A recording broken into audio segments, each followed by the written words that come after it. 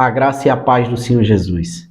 Hoje vamos falar sobre o posicionamento de nossa família e da família do nosso cônjuge em relação à restauração. Porque muitas vezes os cônjuges decidem por separar e sua família vem apoiar o adultério, e nossa família vem criticar nossa busca pela restauração. E vamos conversar sobre isso hoje. Por isso eu lhe peço que fique até o fim do vídeo, assista todo ele para entender o contexto da conversa. E se você está a primeira vez aqui, se inscreva. Ative aí o sino para receber mais notificações e divulgue esse trabalho para que ele chegue a mais pessoas. Amém? Irmãos, a grande realidade é que quando entramos no deserto, nós devemos ter consciência de que entramos só, completamente só. E que dificilmente vamos ter aliados. O único aliado que nós teremos é Deus. Então não adianta a gente esperar que família, nossa e de nossos cônjuges, nos ajude nessa busca. Pelo contrário, é mais certo a gente encontrar resistência da parte deles. Muitas vezes nossa família não quer apoiar nossa busca pela restauração, não é por maldade. É porque eles querem que a gente seja feliz, querem que a gente siga uma nova vida, acham que não tem mais solução, acham que nós estamos sofrendo por dependência emocional, estamos alienados e querem nosso bem. E com isso acabam nos prejudicando. Em contrapartida, a família do cônjuge querem que eles sejam felizes. Se ele decidiu por uma nova vida, um novo amor, então ele deve ter o direito de exercer isso, de provar disso e viver essa experiência. Eles não levam em consideração a desgraça, a vontade de Deus, nem todas as questões espirituais envolvidas. Eles não levam em consideração as consequências para os filhos, mas acham que o que está em questão é simplesmente a felicidade. Por isso são contra nossa busca e muitos são a favor do cônjuge que decidiu ir embora porque não tem mais jeito. Porque na mente deles não tem mais jeito. Acabou. E o que acabou fica no passado. Nós temos um texto, entre tantos, na Bíblia, um texto bem específico de Mateus capítulo 10, que fala o seguinte, né? Mateus capítulo 10, versículo 36, que diz, versículo 36, e assim os inimigos do homem serão os seus familiares. No versículo 35, Cristo diz o seguinte, porque eu vim pôr em dissensão o homem contra seu pai e a filha contra sua mãe e a nora contra sua sogra. E assim os inimigos do homem serão os seus familiares. Cristo não vem para causar confusão, para fazer com que pessoas briguem, como alguns interpretam esse texto. Cristo não veio para levantar contenda entre as pessoas, mas Cristo veio para trazer uma mensagem e essa mensagem vai causar contenda, porque pessoas do coração duro não vão aceitá-la. Como ele diz em Mateus 19, quando ele vai, Mateus capítulo 9, aliás, Mateus capítulo 19, versículo do 9 em diante, o texto de Mateus 19, quando ele fala lá no finalzinho do diálogo, que os seus discípulos perguntam, Senhor, eles comentam com Cristo, se essa é a relação do homem, né, com sua mulher, é melhor que não case. Pois eles se viram numa situação que não podem separar em hipótese alguma, e se separar vai ter que viver só, porque se casar novamente, vai viver em adultério. Então, Cristo diz, olha, nem todos podem receber essa palavra, porque tem um coração endurecido. E quando nós olhamos para esse texto, meditamos em Mateus, meditamos nesse texto, e nos deparamos com a situação em que temos que buscar pela restauração, e vemos que filhos, pais, sogros, irmãos, cunhados são contra a separação, nós vemos que estamos em meio a uma batalha muito árdua. A grande realidade é que as pessoas não querem que a gente não lute pela separação porque nos querem ver separados ou coisas desse tipo, mas eles veem o sofrimento. As pessoas olham para aquela mulher que foi desprezada e aquele homem que está no adultério e diz, mulher, não vá atrás, não se humilhe, não lute, não vale a pena, não tem mais jeito.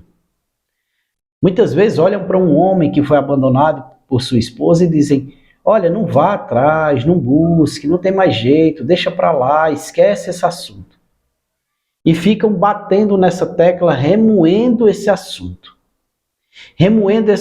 continuamente, para que aquela pessoa venha desistir. Nós vemos casos de filhos que dizem, mãe, não queira mais meu pai, não vale a pena, ele te traiu, ele te enganou, ele fez isso, ele fez aquilo outro, não vale a pena, é mau caráter, é isso, é aquilo outro. Nós vemos casos de filhos que dizem às suas mães, a seus pais, meu pai, não busque essa mulher, pois ela já te traiu, ela te abandonou, não vale a pena. E são diversos os exemplos que podemos dar. E muitas vezes as pessoas me dizem, meu irmão, minha mãe não quer meu casamento de volta. Diz que não apoia, não aceita e não vai compactuar comigo. Meu filho diz-me que se eu aceitar meu marido de volta, vai querer sair de casa, porque não consegue entender, depois de eu ter sofrido tanto, eu aceitar aquele homem de volta. A grande questão é, meu irmão, a grande questão, minha irmã, é essa. Você está casado com seu marido, não com seus filhos, não com sua mãe, não com seu pai, não com seus irmãos, não com seus cunhados, nem com seus sogros. Você, meu irmão, está casado com sua esposa e não com seus filhos, com amigos, com sogro, com sogra, com mãe, com pai, com irmão. Vocês estão casados entre si e, como tal, vocês têm que lutar por vocês, entre vocês, para vencer o mal que quer destruir a vida de vocês. Não adianta você dar ouvidos ao conselho daquela pessoa que não concorda com o seu casamento. Daquela pessoa que quer que você continue separado, que você vá viver sua vida, porque aquele conselho ali que ele te dá pode te destruir. Ele pode estar dando aquele conselho com a melhor das intenções, mas a verdade é que vai te levar para o abismo. Por isso há uma necessidade muito grande de nós não ficarmos comentando sobre o nosso deserto, sobre o que estamos sofrendo, sobre o que estamos lutando, para que as pessoas não vejam o nosso sofrimento e depois não venham nos criticar por conta dessa batalha. A grande questão é que a palavra do Senhor diz de forma clara, objetiva, que depois que um homem e uma mulher se casam, eles estão casados e só Deus pode separar. Só Deus pode pôr fim a esse casamento. E como Deus pode pôr fim a esse casamento? Através da morte de um dos cônjuges. Nós vemos o Senhor falando isso, né, em dois exemplos bem claros, através de Paulo em 1 Coríntios 7, versículo 39, que Paulo diz, a mulher está ligada pela lei ao seu marido até a morte. Em Romanos 7,2 ele diz, a mulher está ligada pela lei do casamento, a lei do marido, ao seu esposo até a morte, de modo que se ele morrer estará livre para casar. Algumas pessoas até querem distorcer esse texto. Algumas pessoas até ignoram o capítulo 9 da carta toda. O capítulo 7. Ignoram o capítulo 7 por completo. Porque no capítulo 7 de 1 Coríntios, ele vem narrar a situação do homem com sua esposa, né? E fala no final dela dizendo que eles não podem separar, e fala sobre a santificação de um para com o outro. E ele deixa bem claro a união. O corpo da mulher pertence ao marido, o corpo do marido pertence à mulher. Em momento nenhum ele diz que o homem, que a mulher depende dos seus pais, depende dos seus filhos para se manter casados. A Bíblia diz, lá em Gênesis, deixará o homem pai e mãe, se unirá à sua mulher e os dois serão uma só carne. A partir do momento em que o homem ou a mulher deixa seus pais para casar, eles passam a estar desvinculados dos pais. O grande erro é que pessoas deixam pais e mães se envolverem em seus casamentos de forma muito presente, e isso faz com que atrapalhe a vida. Eu conheço muitos casos de sogras que foram, crucial para a separação de seus filhos. Sogras que foram crucial para a separação das noras e dos genros, porque queriam definir como a filha e como o filho deveriam viver. E depois que eles buscam pela restauração, que estão até se encontrando, essas sogras e sogros vêm influenciar dizendo que não é para voltar. Eu conheço o caso de pais que foram de extrema importância no mal que se alojou na família. O mal usou aqueles homens e mulheres, né, de uma forma muito precisa. Eles foram importantíssimos nesse projeto para que se destruísse e para atrapalhar a restauração. Pois muitos pais chegam para as filhas e dizem: você não vai voltar com esse cara. Eu não permito. Mulheres que dizem para mães que dizem para seus filhos: não volte para ela, pois ela vai destruir tua vida. E isso, eu volto a dizer, nem sempre é maldade do coração deles. É um zelo distorcido, equivocado, mas é um zelo. Existem casos que realmente a pessoa em questão, o homem ou a mulher, são pessoas difíceis demais, ruins. E os pais e mães querem proteger seus filhos. Mas, irmãos, quem tem que se envolver, a única pessoa que tem o direito de se envolver, que é necessário que ele se envolva, importante nesse processo de restauração, para que a restauração aconteça, é Deus.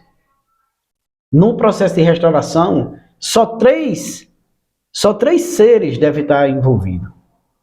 E deve dar devida importância a isso. É o marido, a esposa e Deus. Nesse momento você não deve dar ouvido a seus filhos. Você não deve dar ouvido à mãe, a pai, a irmão. Você tem que dar ouvidos a Deus. Você tem que orar, clamar a Deus para que aconteça o milagre. E Deus vai trabalhar e quando Ele providenciar, você tem que decidir. Se teu filho diz: olha, eu não aceito, você tem que dizer de forma clara e precisa. Você não tem que aceitar nada. Você não tem que aceitar nada. É seu pai, eu vou retomar minha vida conjugal com ele. É sua mãe, vou retomar minha vida conjugal com ela. Se teus pais dizem para você que não aceita, não concorda, você vai ter que dizer: meu pai, minha mãe, eu os amo, mas no meu casamento vocês não podem influenciar. Agora existem vários e vários agravantes nessa história. Pessoas que dependem dos pais, pessoas que estão muito ligadas aos pais, tem a questão daquele convívio tumultuoso que foi. Então, cada caso tem que ser analisado separadamente. Você tem que analisar seu caso, tem que ponderar, tem que consertar, tem que aparar as arestas, fechar as brechas. Porque, irmãos, muitas vezes o que acontece? Uma mulher está tendo problema com o marido e fica falando mal dele a todo mundo. Fala mal dele na padaria, no posto de gasolina, ao pai, à mãe, aos irmãos, aos filhos. Chora as pitangas, diz que aquele homem é mau, é perverso. Aí depois, quando ora e Deus vai fazer o milagre, aí as pessoas vão se posicionar contra. Porque ele é um homem perverso. E aí, como é que você vai resolver isso? Você passou muito tempo dizendo que ele era perverso. Tem homens que ficam falando mal da esposa, diz que ela é isso, que é adulta, que é isso, que é safada e tal, diz coisas absurdas. Aí cai na real, começa a orar, buscar, aí Deus traz aquela mulher de volta. As pessoas começam a dizer: não queira, ela não vale nada, ela é isso, ela é aquilo, você mesmo disse. Aí o camarada fica naquela: e agora, o que é que eu faço? Por isso a restauração, ela tem várias fases e níveis. Por isso a restauração, ela começa de modo periférico, ao redor, onde você tem que começar a influenciar sua família sobre o posicionamento, sobre a vontade de Deus, sobre seus erros, assumindo seu posicionamento. Por isso você tem que voltar a retomar contato com seus sogros, sogra, cunhados. Você tem que começar a consertar aquilo que você fez de errado. É um trabalho de reestruturação por completo. Eu volto a dizer: só quem precisa estar envolvido na tua restauração é você, teu cônjuge e Deus. Porque a aliança é entre você e seu cônjuge e Deus como testemunha. Deus é parte da sua aliança. Mas o processo de conserto e reestruturação cabe a toda a família. Você tem que buscar a família, você tem que buscar consertar, você tem que restabelecer vínculos, restabelecer contatos. Para consertar, não é comprar, não é negociar com eles. É mostrar sua mudança, é consertar seus caminhos. Você tem que começar a mostrar que você errou na sua relação, que aquela pessoa que foi embora, marido ou esposa, está cometendo seus erros, Deus está tratando, mas você tem que cuidar da sua parte. Você tem que começar de agora conversar com seus filhos, falar da importância do casamento, falar de renúncia, falar de transformação, falar do agir de Deus. Começar a mostrar para seus filhos que você também errou. E isso não isenta o seu cônjuge do erro, mas que você, como uma pessoa que errou, reconhece seus erros e está no caminho da remissão, e seu cônjuge também vai ser remido. Você tem que começar a mostrar para os seus pais que você quer, precisa do seu casamento. E que aquela pessoa não é aquela pessoa tão ruim. Você tem que começar a desmistificar certas coisas, tem que sim reconhecer os erros dele, tem que entender e dar a entender às pessoas que Deus vai transformar aquela situação. Mostrar seu posicionamento de fé. E quando precisa, de modo firme, dizer, seja lá pai, irmão e filhos, que não deve se meter nessa situação.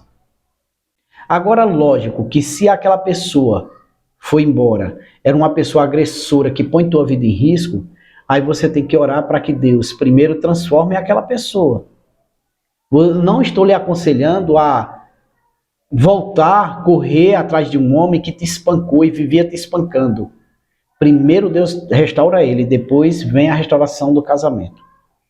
Eu falo de modo geral para aquelas restaurações que tiveram, né, o fim do casamento devido a atritos, discussões, né, desentendimentos, que teve até adultério e coisas desse tipo, que você pode resolver na base do perdão, do amor e da entrega total a Deus. Então, para que você possa analisar a situação e como se relacionar com essas pessoas, primeiro você tem que ver aquilo tudo que você disse, como você falou, como você administrou isso, e como você lidou com pai, mãe, cunhado, irmão, irmã, filhos, o que você fez para prejudicar também a imagem do outro, para começar a consertar isso. Mas uma coisa é certa, pai e mãe não devem se meter na restauração.